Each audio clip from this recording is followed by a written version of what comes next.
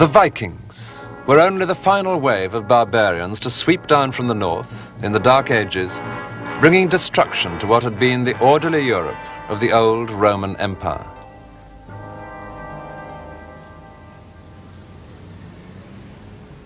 The Roman city of Trier in Germany was where the emperors resided when they were in the western part of the empire. Trier's buildings were calculated to emphasize Roman power and stability. The sturdy gateway, the imperial throne room, which was built in the time of Constantine. Constantine was the first emperor in the early 4th century to favor Christianity. And Trier's cathedral stands today on the foundations of a church built during the reign of Constantine. Because of him, this Roman city became a Christian city. This was no place for wild barbarians. And much further north, at the very edges of the empire, there were elaborate defences to keep them out, such as Hadrian's Wall on the border between England and Scotland. Once the empire was Christian, all this Roman strength seemed part of God's plan, as a Christian author of the early 5th century confidently explained. What is the secret of Rome's historical destiny? It is that God wills the unity of mankind, since the religion of Christ demands the social foundation of peace and international friendship. The Roman peace has prepared the road for the coming of Christ. This is the meaning of all the victories and triumphs of the Roman Empire. But the barbarians were beginning to make nonsense of those victories and triumphs of the Roman Empire. By the 4th century, hordes of Goths were driving back the imperial armies, moving south to sunnier and richer lands. Close behind them came the Vandals, and then the unthinkable disaster. Rome itself was reached and sacked by the Goths. For 7 centuries, no enemy had breached the walls of the city. And on they moved, restless, nomadic people, tracing an aimless path through the settled provinces of Rome. More and more tribes were on the move, the Saxons to England. In the middle of the 5th century, the proud city of Trier was finally engulfed by the Franks. By then, there was a new development on the Mediterranean coast. It was reported that strange people were living on rocky islands off the south of France, Christian hermits. 15 centuries later, there are still monks on the island of Léras. It's Europe's oldest surviving monastery. The first hermits here were taking refuge from a world in chaos. But it would be monks, like themselves, who would later restore order to Europe. And over the sea in North Africa, there was a Christian writer who seemed to imply just such a development. St. Augustine. His book, The City of God, has profoundly influenced Christian thought at every period, even though he wrote it in response to one very specific event, the sack of Rome by the Goths. How come, people were asking, that Rome had been destroyed after so long? What had changed? Simple came the answer. The gods had been changed. The old Roman gods had always kept out the invaders. It was Christianity's fault. Augustine took up his pen to argue the Christian case. His first line of defense was frankly unconvincing. Everything is God's will, so all must be for the best. Well, you can still find that type of argument in religious pamphlets today, and frankly, it hasn't improved with age. But Augustine's second point was more interesting. The fall of Rome, he said, was unimportant because it was only an earthly city. All that mattered was the city of God, and that could never fall because its inhabitants were immortal. Some of them were already in heaven, others were still on earth, but their real home was with God. So they were in this world, and yet not in it, which would later come to seem a perfect description of a medieval monk. Seigneur Jésus, Fils du Dieu vivant, aie pitié de moi, pécheur. The only 2 parts of Western Europe where Christianity managed to hang on are still the Catholic extremities of the common market, Ireland and Italy. Well, Italy was not surprising, Ireland rather more so. The rocky island of Skellig Michael is as far west as you can go in Europe, as far away from trouble as you can get. 10 miles off the Atlantic coast of Ireland. This was only one of the many inaccessible places where early monks settled. In Ireland, undisturbed, they were to keep alive the traditions of Christian learning. The earliest known Irish writing from the 6th century is verses from the Psalms, some of them very suitable for monks who made their home in this remote landscape. What hast thou wrought for them that hope in thee? Thou shalt hide them from the disturbances of men. Blessed be the Lord, for he hath shown his wonderful mercy to me in a fortified city. Well, relatively fortified anyway. In their beehive cells, the monks were protected against the devil by prayer, and against the weather, to a limited extent, by their own very skillful dry stone work. But life in these monasteries was as uncompromising as the accommodation. The normal position for prayer was with the arms held out in the form of a cross. Try that for a few Hail Marys and you'll discover the meaning of penance. And there was corporal punishment for a monk who misbehaved. Not all the monasteries were built in remote or rocky places. Often, as at Glendalough, the monks would settle in a pleasant and fertile valley.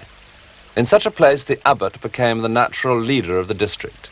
He would guide the people in their local affairs, and above all, guide them on the path to God, often with the help of the famous stone crosses of Ireland. A monk would preach below such crosses, explaining to pilgrims the sculptured scenes.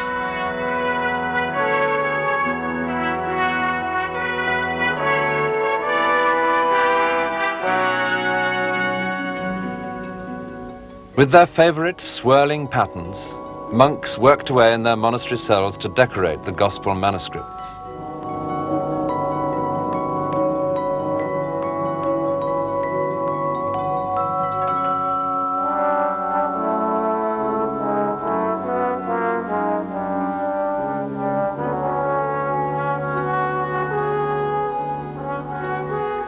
From time to time, a brief comment in the margin brings back to life a scribe in his draughty cell. 20 days to Easter Monday, and I am cold and tired. Thin ink, bad vellum, difficult text. I am Cormac, the son of Cosnamach, and there is some divil in this ink. Do not reproach me concerning the letters. The ink is thin, the parchment scanty, the day dark. Even so, there is, sometimes, a cheerful note. I have written this book for love of the Irish, because I am myself an Irishman. The Celts had been one of the earliest migrating tribes, finding their way eventually to Ireland. Their descendants, the Celtic monks, painted with the same restlessness.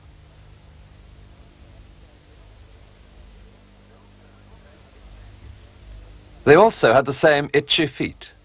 Just as these swirling lines seemed to propel the tiny human figure out of the maze, so the monks themselves felt an irresistible urge to set out from Ireland, to carry the Christian faith back over the sea, no doubt in boats almost as insecure as this one. First to Scotland, then England, the coast of France, and then on, far from the sea or islands, as if compulsively on and on, finally even through the Alps, into Italy.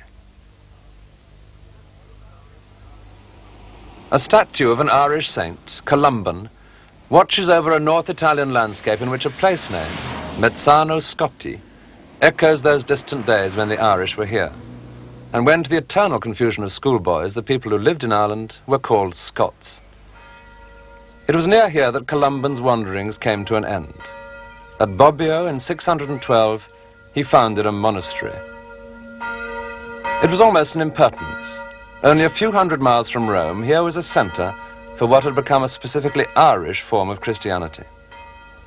Rome, even in the darkest years, had been the seat of the Pope, guardian, he considered, of the old Christian ways.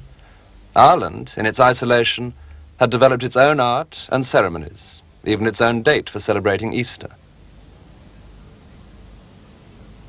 Later, in the Middle Ages, when the Church was united again and confident, a grandiose tomb was built for St. Columban.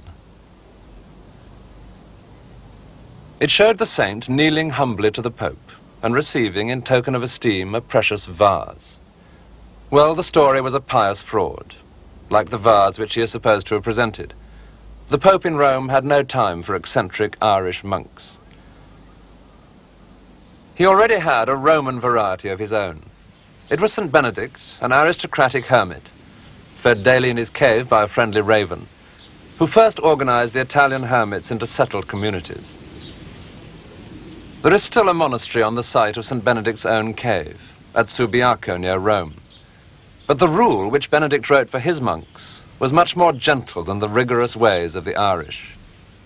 A monastery should, if possible, be so arranged that everything necessary, that is water, a mill, a garden, a bakery, may be available. It will be enough, we think, for each day's dinner if on every table there are 2 cooked dishes to suit various people's infirmities, so that he who happens not to be able to eat of one may make his meal of the other. Avoid excess. Above all things, that no monk should be overtaken by indigestion.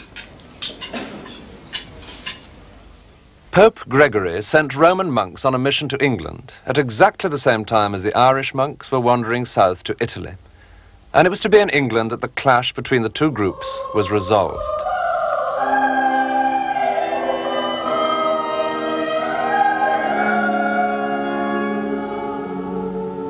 Canterbury Cathedral. Its archbishop is today known as the Primate of all England, and the title reveals that victory went to the Pope. Gregory's monks first settled in Canterbury. The Pope made their leader the first Archbishop of Canterbury, and from there they set about trying to impose Rome's version of Christianity, and above all the authority of the Pope, on the English people.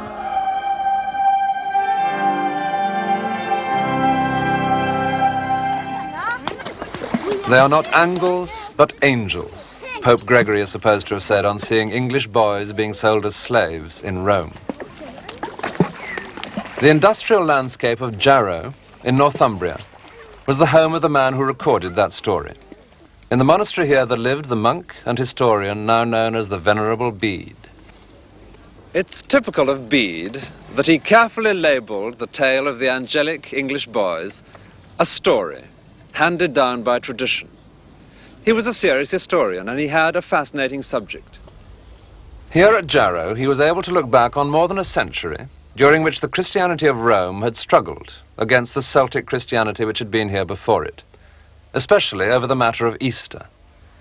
Bede says that the royal house here in Northumbria was split right down the middle. The king was still following the old Celtic ways, when the queen had gone over to the Roman method. So he explains, the king had finished Lent and was celebrating Easter when the queen and her household were still fasting. It's enough to ruin any family's Easter. The king called a great meeting or synod at Whitby. Surprisingly, both the Roman and the Celtic monks allowed the king to choose between them, and he chose for Rome, or for his wife. Eventually, the authority of Rome became accepted throughout England, and the sturdy Anglo-Saxon churches were to reflect a new, settled self-confidence. This one at Brixworth in Northamptonshire is the most ambitious building from the 7th century to be found anywhere north of the Alps. And soon, England had others.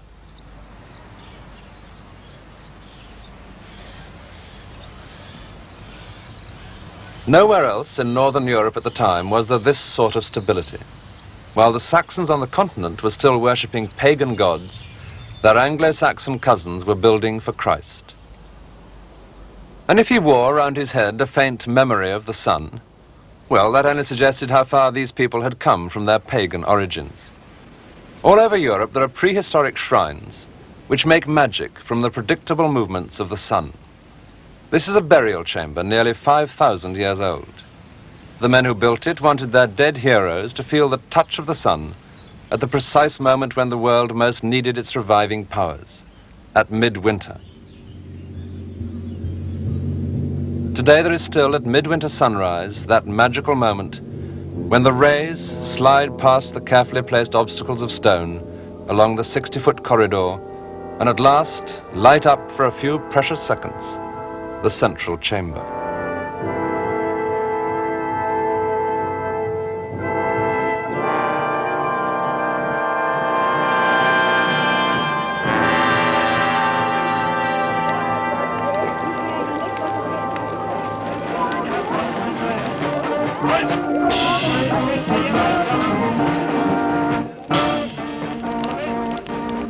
Midwinter and midsummer are still the great fire festivals of northern Europe.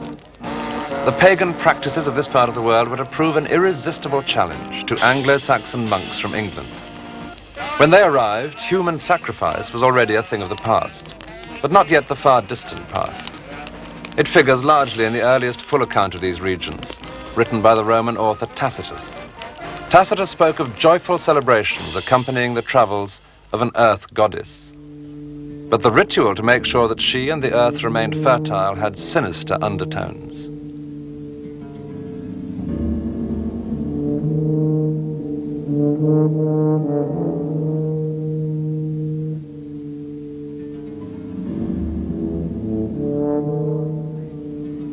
This relief is part of a great silver bowl, which may have been used to collect the blood of the goddess's victims.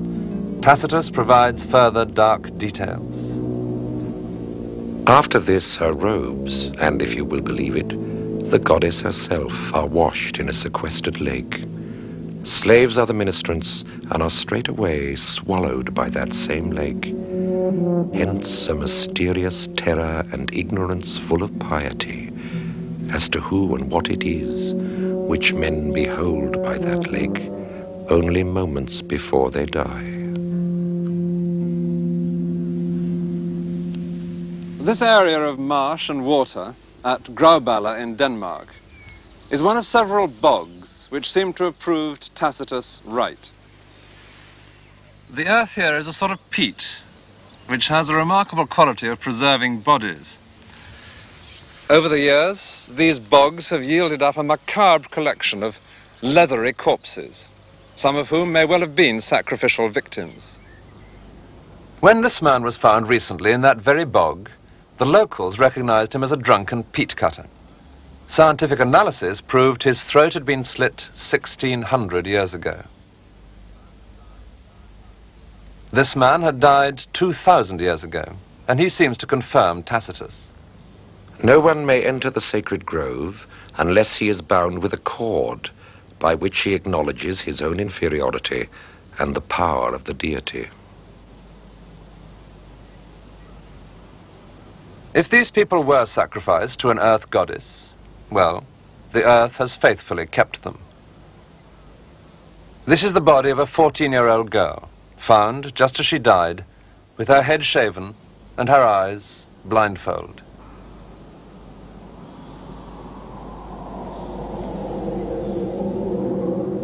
Into these areas of northwestern Europe, with their dark secrets, there marched a succession of monks from England, bringing news of their own improved God, who had offered himself as the sacrifice.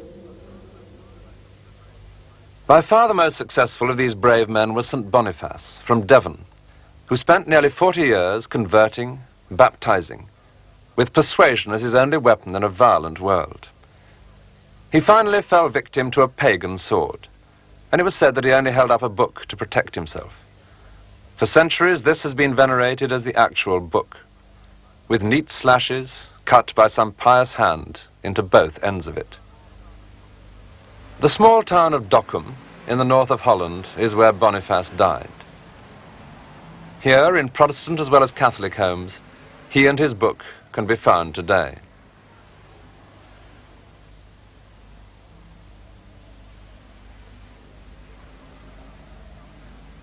Though almost unknown in his native England, Boniface is a familiar figure throughout northwest Europe, through which he once stormed with such conviction, attacking the old gods, turning pagans into Christians. The most famous incident, but it was only one of many, was when Boniface marched into a shrine in Germany which was sacred to Thor, the god of thunder. The cult object was a massive oak. Boniface took an axe to it, and so the story goes, at the very first blow, there was a breath of wind, from God, of course, and down it fell. The heathens marveled and were converted, and the saint used the wood from the tree to build a church to St. Peter. Well, in its detail, the story may be preposterous, but it does have certain elements in it which ring true. One was the sheer courage needed to march into someone else's holy place and start breaking it up.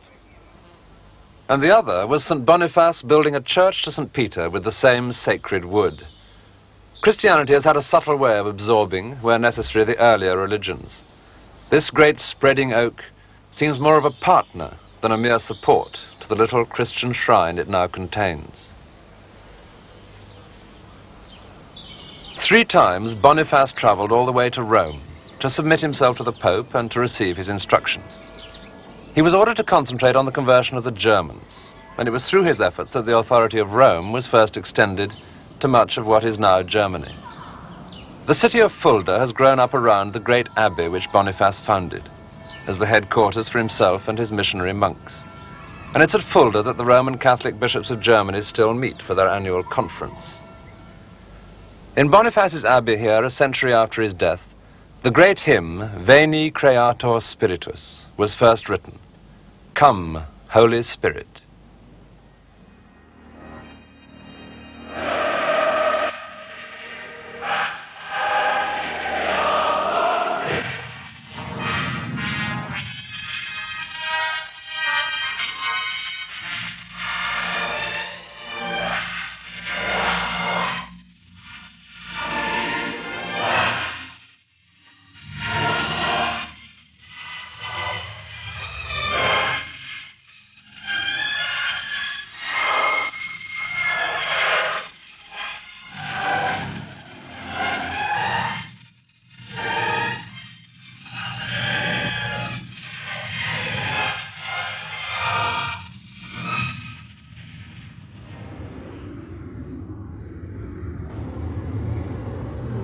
In the town of Echternach, in Luxembourg, there's another great abbey founded at almost exactly the same time, by a monk who was for a while a colleague of Boniface, St. Willibrord. The image of Willibrord is carried every year on the Tuesday after Whitsun in a procession which suggests well how the Christian church managed to impose itself on a pagan community, taming primitive old customs which it couldn't quite suppress.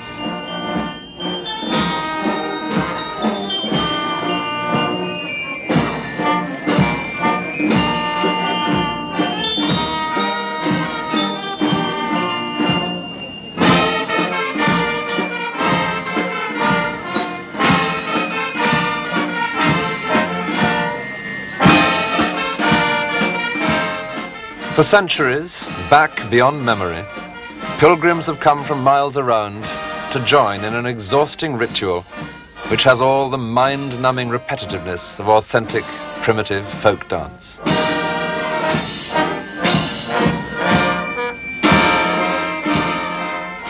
Just the sort of thing to stimulate the passions of old Mother Earth and bring her back to life.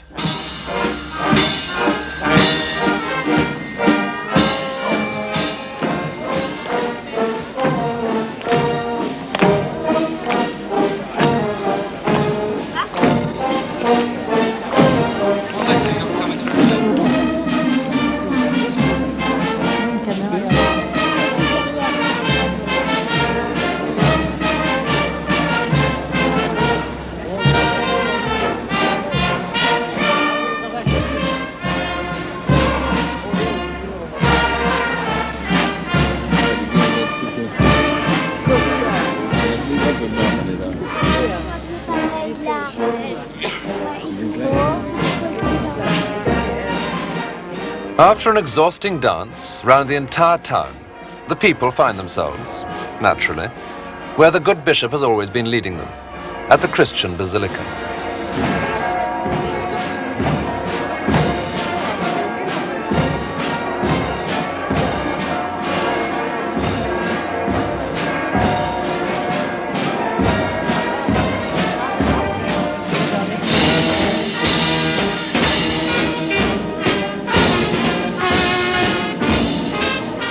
Instead of primitive pagans dancing down to hell, the Roman Catholic Church has made it possible for enthusiastic, even if weary young Christians, to dance their way down to the Abbey crypt.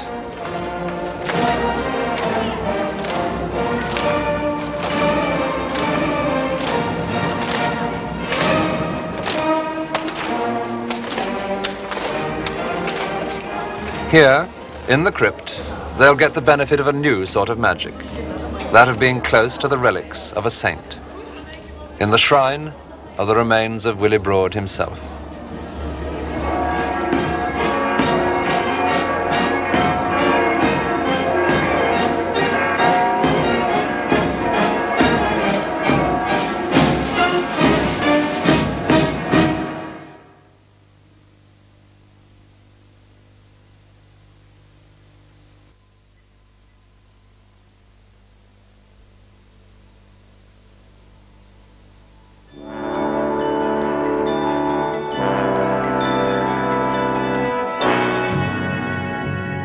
Charlemagne, king of the Franks.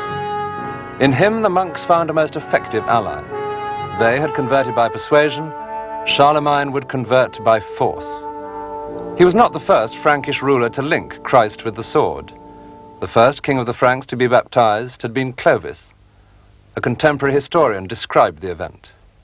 "If you will give me victory, Jesus Christ, I will be baptized," said Clovis. Even as he said this, the enemy ran away. Like some new Constantine, he came to the baptismal pool. By the time of Charlemagne, the Franks themselves were securely Christian, but their most troublesome neighbors, the Saxons, were still heathen. At Nijmegen, close to the northern boundary of his kingdom, Charlemagne had on display the twin pillars of his policy. On a high cliff, to which a modern bridge now brings the traffic south across the Rhine, Charlemagne built a fort for his soldiers, which has long since vanished, and beside it, a baptistry. Baptism, whether you liked it or not, was to be his policy for a well-conducted empire, and the building was deliberately imposing, emphasizing the importance of the Christian ritual. No Saxon god had a shrine like this, built with such care and skill. But their gods did have some marvels of their own. In the heart of Saxony is Externsteine, a place of mystery and magic, where it is thought the Saxons had an important shrine, honoring the gods of nature.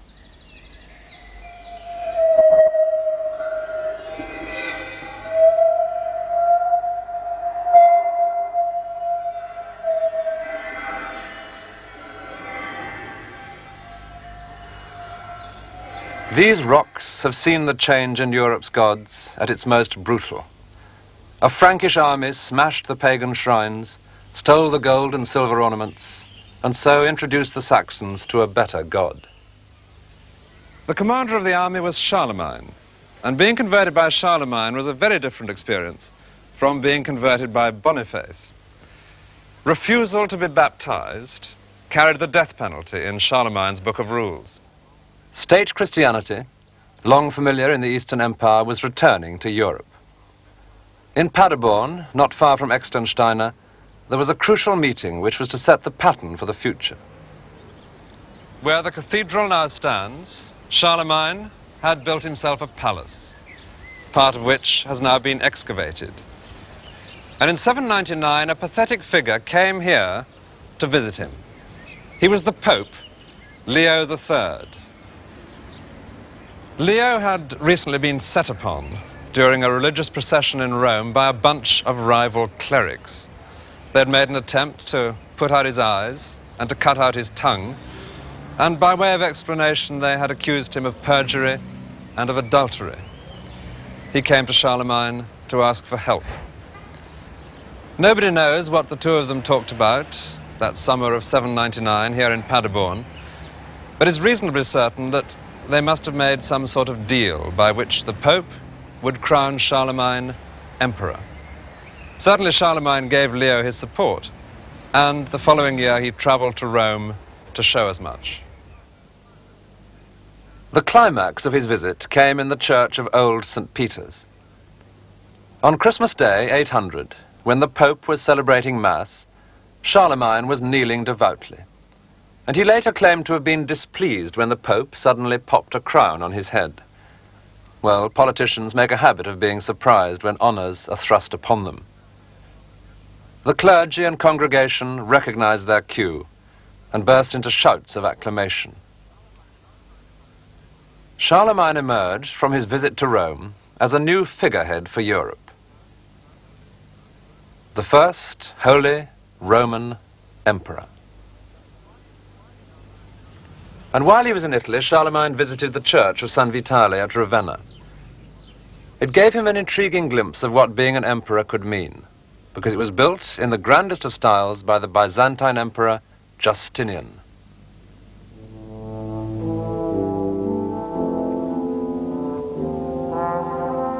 This was how an emperor should build. This was how an emperor should be. And so, back in Germany, Charlemagne set his builders to copying Justinian's church in his own palace chapel at Aachen.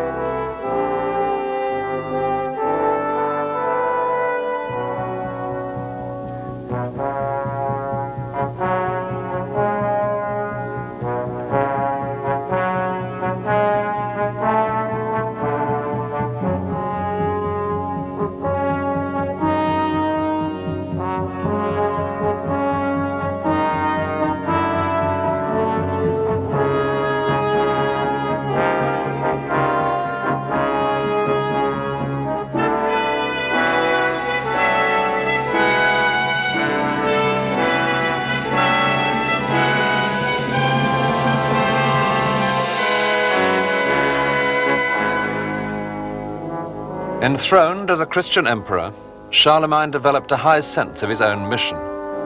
His scheme was both idealistic and practical. His empire would be genuinely Christian, and the civil servants to run it for him would be the people nearest to God, the monks.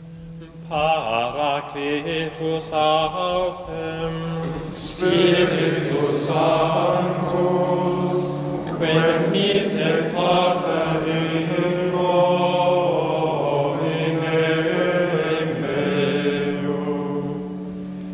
In Rome, Charlemagne had greatly enjoyed the church music of the monks of St. Benedict, the Gregorian chant, and he founded schools for the teaching of it north of the Alps. It was his encouragement of the Benedictines, which was to establish them as the one single order spreading throughout the whole of early medieval Europe. Gloria Patri et Filio et Spiritui Sancto. It was said that Charlemagne's favorite book was St. Augustine's City of God. His vision was that he, the emperor, with the help of the monks, would set about creating the city of God on earth. In Lake Constance, on the island of Reichenau, there was one of the many Benedictine monasteries supported by Charlemagne and his successors. From such places, monks would carry to surrounding churches and villages the seeds of Christian culture and civilization.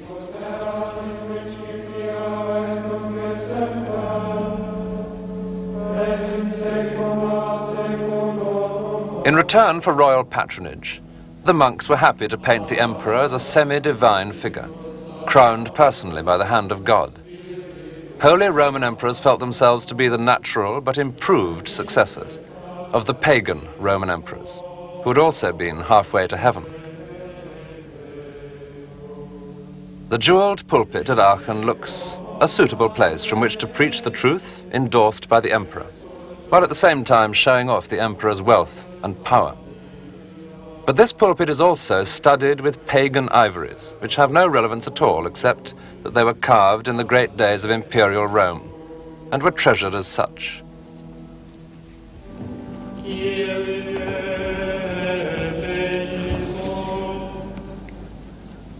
In the same way, an antique cameo, showing the head of the Roman Emperor Augustus, forms the centerpiece of a precious cross at Aachen, and similar veneration would later be accorded to Charlemagne himself. This golden reliquary was designed to hold some bones from his hand. Most of Western Europe, under Charlemagne's control, was stable and Christian. By the end of his life, he seemed to have established what he set out to achieve. But there was to be one final upheaval.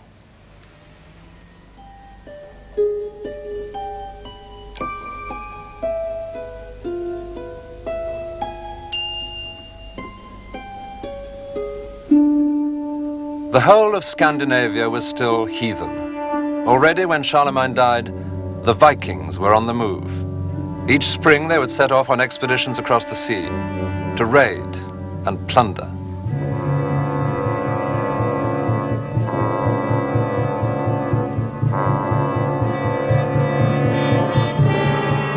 The Shetlands, the nearest islands to Norway, were the first to discover what a Viking raid meant. Every January, the people here still celebrate a Viking midwinter fire ceremony, known as Uphellig. Today, the costumes and the smiling faces give it, at first glance, a cozy air of pantomime. But it's easy to imagine, even so, the terror caused 1,000 years ago by wild heathen pirates arriving suddenly from the sea, pillaging, burning, raping.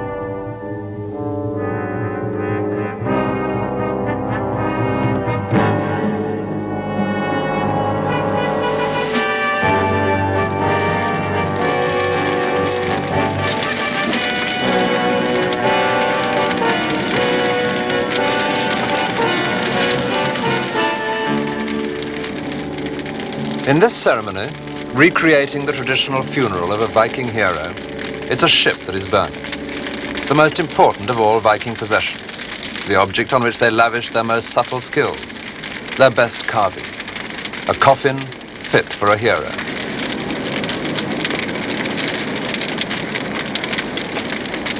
But when the Vikings first arrived in Britain, they weren't burning their own ships. Their favorite plunder was monasteries, full of rich treasures, and fat, harmless monks were their victims. Bede's monastery at Jarrow was burnt by Vikings 60 years after his death. It wasn't to be the last to suffer such a fate. The Vikings moved on further west. The Christian civilization, which had spread from Ireland through England to northern Europe, was being rolled back along the same route. Today, if you sail inland from the west coast of Ireland, up the River Shannon, it's a pleasant journey. But in the year 845, this was the route by which a group of Viking ships penetrated the country. Their target, the rich monastery of Clonmacnoise. One of the great centres from which monks had converted the pagan Irish fell to pagans from faraway Scandinavia. It's said that the leader of this particular raiding party brought with him his wife, who was a pagan priestess, and that he set her up on the high altar from which she pronounced her prophecies. What she certainly failed to prophesy was that though she now usurped a Christian altar, the tables would soon be turned. At Jelling, in Denmark, the pagan stones and mound of the old world were long ago joined by a monument from the new. The Danish king who first adopted Christianity put up a stone here with an inscription praising himself. He was that same Harold who conquered Norway and made the Danes Christian.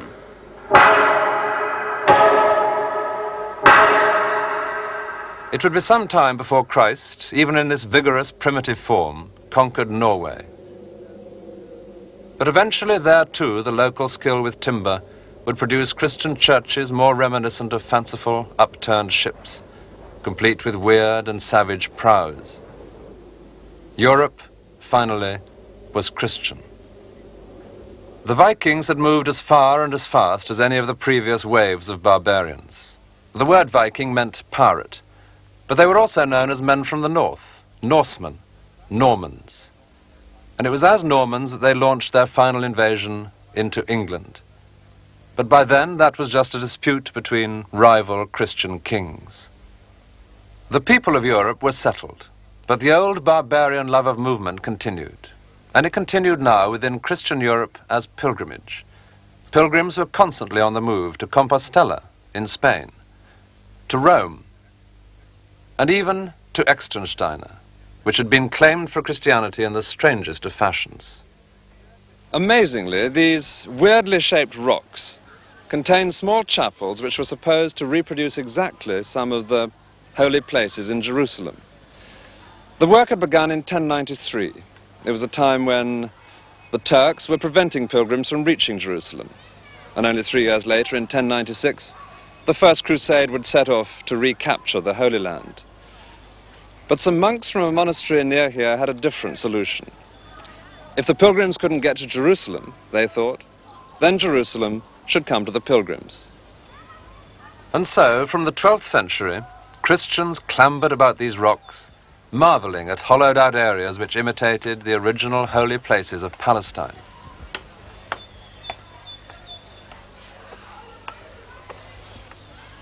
A monk had made the journey out there and was supposed to have brought back precise measurements.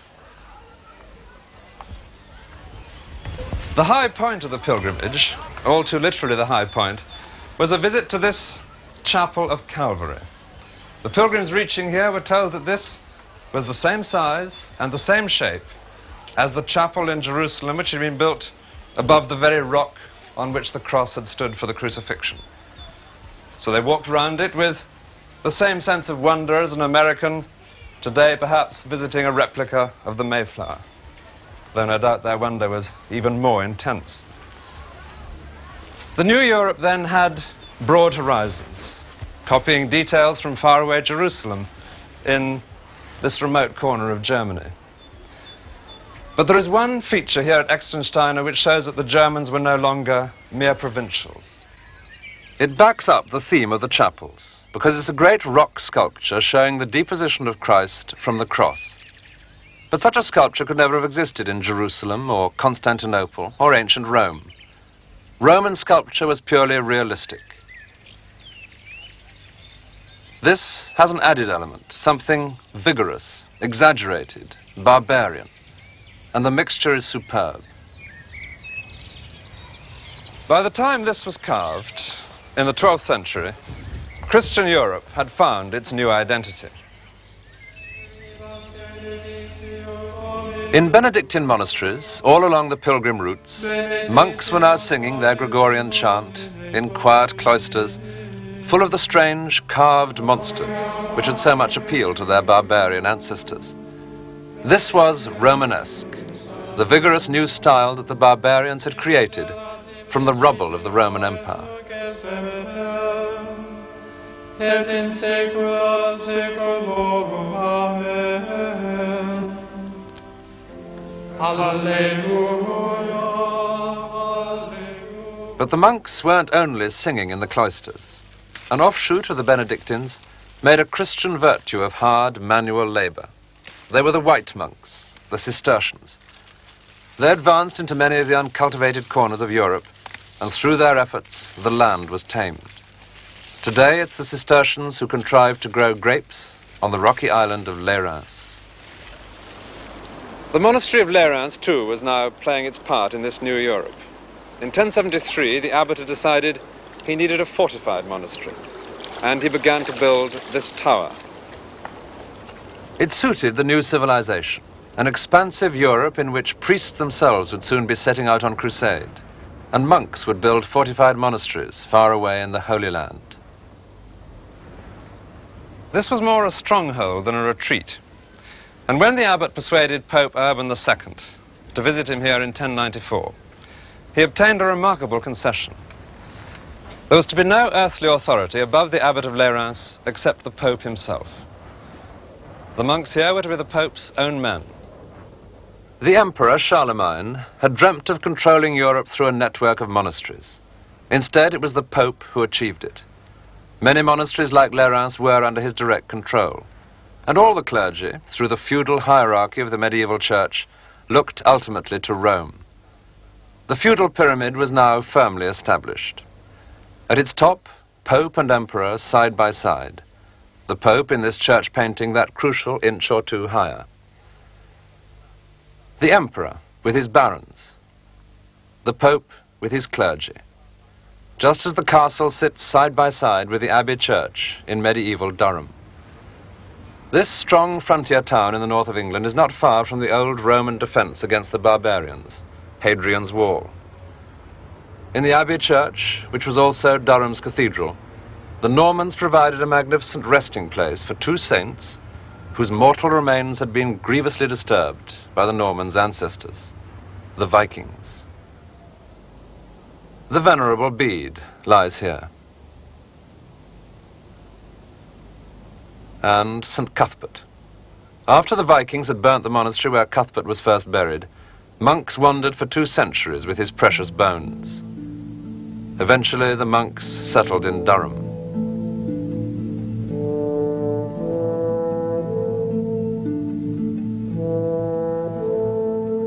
So, the descendants of the Vikings enshrined the saint in a church which is one of the great glories of Norman architecture.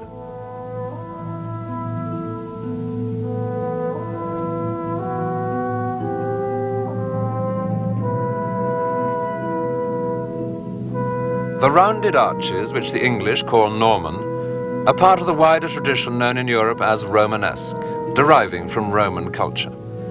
The last wave of barbarians had finally settled down under the wing of the Christian Church and within the traditions of the Roman Empire.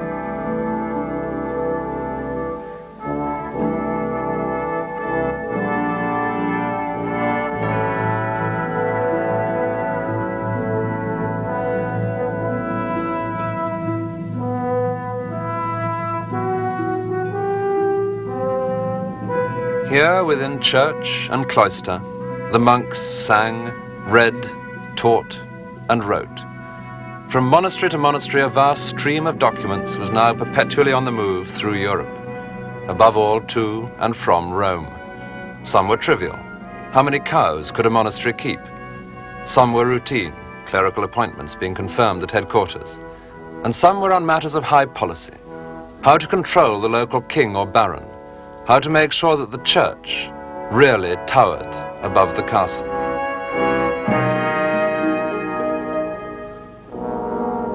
An old prophecy said Rome would stand as long as the Tiber flowed.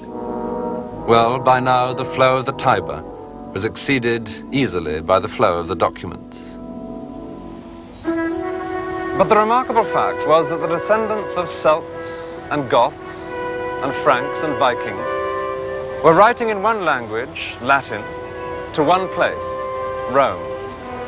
The language had been that of the old Roman Empire. The city had been its capital. The barbarians and Rome, through the medium of Christianity, had come to a fruitful compromise. And Rome had a new kind of empire.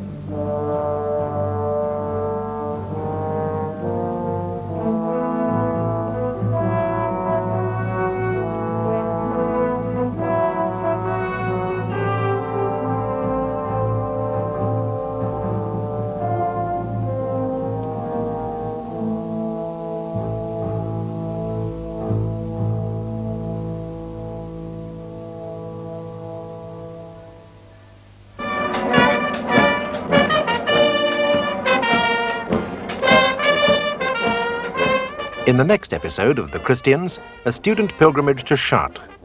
It looks very different from a pilgrimage in the Middle Ages. The fear of hell and of God's wrath may no longer be the motive for these pilgrims, but over the centuries, the enjoyment of the outing must have been very much the same.